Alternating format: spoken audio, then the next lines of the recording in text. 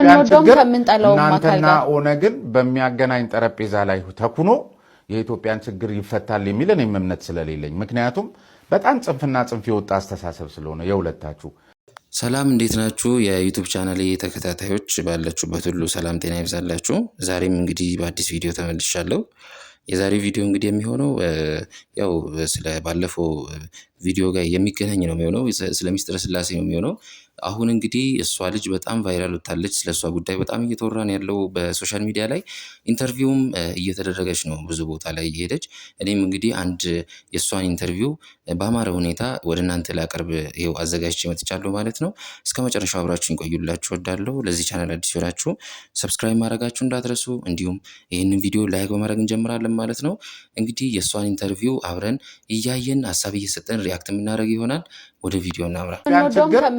እናንተና ኦነግን በሚያገናኝ ጠረጴዛ ላይ ተኩኖ የኢትዮጵያን ችግር ይፈታል የሚል እኔም እምነት ስለሌለኝ ምክንያቱም በጣም ጽንፍና ጽንፍ የወጣ አስተሳሰብ ስለሆነ የሁለታችሁ።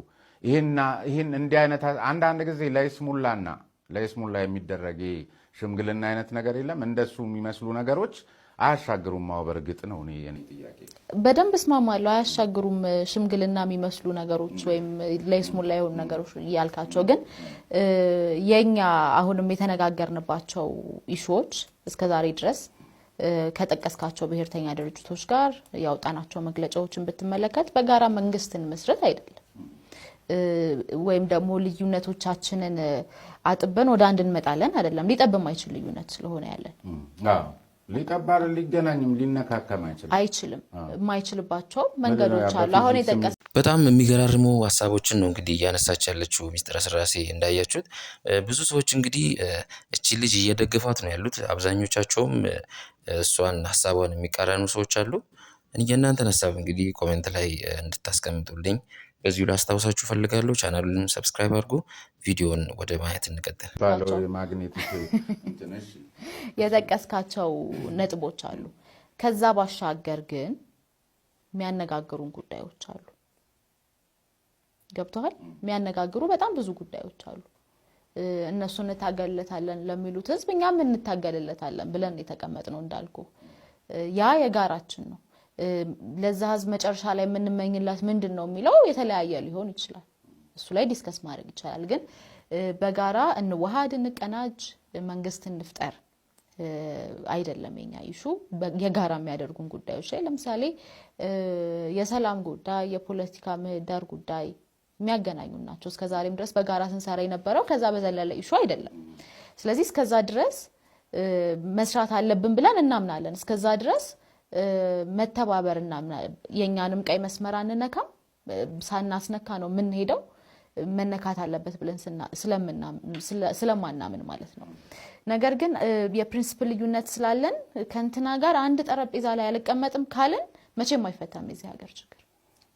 አንድ ጠረጴዛ ላይ አልቀመጥም የሚለው ጉዳይ ይሄ ለምንድነው ለድርድር ለሐሳብ ተከራክሩ በሐሳብ ፖለቲካ የማያምኑ ሰዎች አስተሳሰብ ጊቭ ኤንድ ቴክ እኮ ነው ድርድር ቢሆን። እኔ ልገልጽልሽ የፈለኩት ያው የገለጻው መንገድ አንቺ ባልሹ ኮንቴክስት ውስጥ ልክ ነው ልክ አይደለም መቀመጥ ጥሩ ነው። ግን የሚመስል እኮ አለው። ገብቶሻል አይደለ? አሁን ለምሳሌ ባልና ሚስት እንኳን ለመደራደርና ለመነጋገር መጀመሪያ የሆነ መነካት የሌለባቸው መስመሮች ካልተነኩ ነው አይደለ? ከተነኩ ግን ቀጥታ ፍርድ ቤት ሄዶ ዕቃ መከፋፈል እኮ ነው። እነዛ የማይነኩት የባልን ኢንተርቪው እያደረጋት ያለው ሰውዬም እንግዲህ እንዳያችሁት በጣም ከባድ ሰው ነው። በጣም ዲፕ የሆኑ ጥያቄዎችን ነው የሚጠይቃት። እሷም እንግዲህ ቀላል ሰው አይደለችም። የምትመልሳቸው መልስ ምቶች ለሱ እንግዲህ በቂ የሆኑ ይመስላሉ።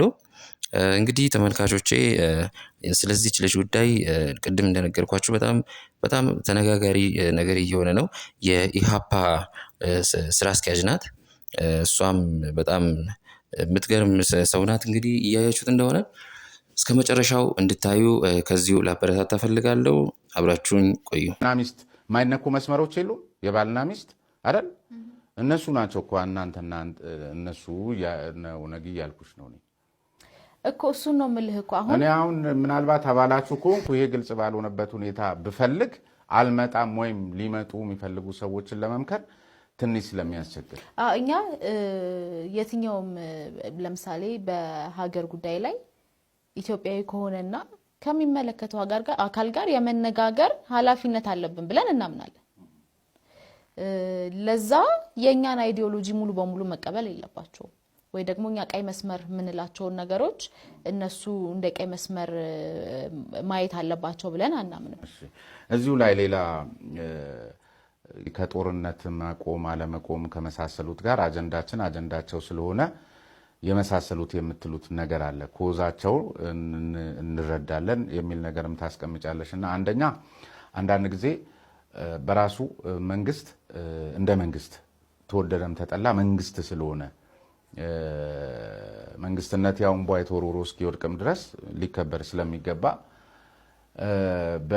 በጽንፈኝነት ፈርጇቸው የዚች ሀገር አደጋ ናቸው ከሚላቸው አካላት ጋር እንደዚህ አይነት ግንኙነት በራሱ እንደወን ተባብረን እንሰራለን ወይም አቋማቸውን ሀሳባቸውን ድጋፍ ለምሳሌ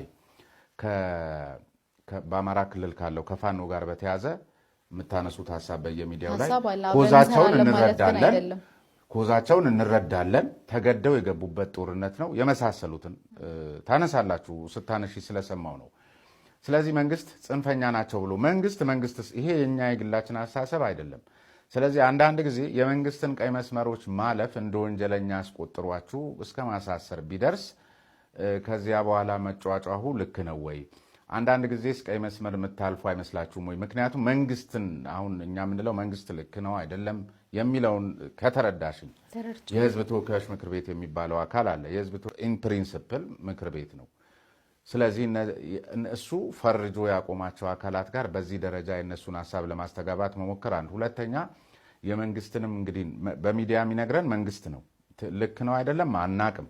ከነዚህ አካላትም ጋር ለመወያየት ለመደራደር በርካታ ጊዜ ጥሪ ማቅረቡን ፍላጎቱን አሳይቻለሁ ብሎ ሲነግረን ስለምንሰማ እነዛኞቹ ስላልነገሩን ይሄ በሆነበት ደረጃ ጦርነት ውስጥ የገባን አካል ወደ ኃጢአቱን ወደ አንድ ወገን አሸክሞ በራሱ ጦርነት መቆም አለበት የመሳሰሉት ነገር ያስኬዳል። እንዴት ነው እናንተ የታያችሁ? እንዳልኩ ኮዛቸውን ተረዳን ማለት አብረን እየሰራን ነው ማለት አይደለም። የተለያየን ግን እሱ ላይ ቆይ ፓርቲያችሁ ላይ ይሄ ነገር የሆነ ነገር አላመጣም ማለት እሱ ላይ ግልጽ ያለ አቋም አትይዙም? የሆነ ነገር የሚያሰኛችሁ ነገር አለ አይደል? አይ እንዴት ብዙ ሰዎች ጥያቄ መሰለኝ እንዴት አንደርስታንድ ተደርጎ እንደሆነ አላውቅም።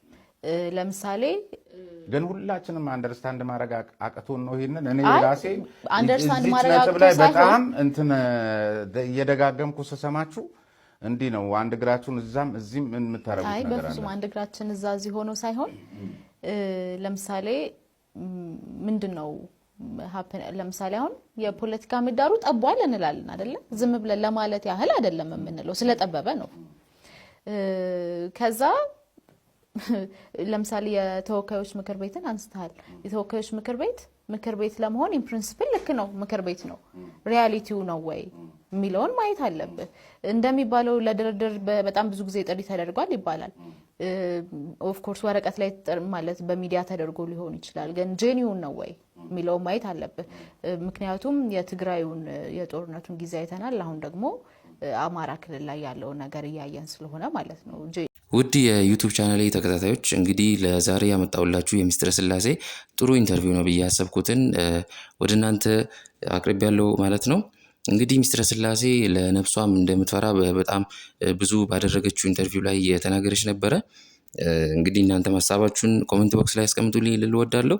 ለዛሬ ይዤላችሁ የመጣሁት ቪዲዮ ይሄን ይመስል ነበረ።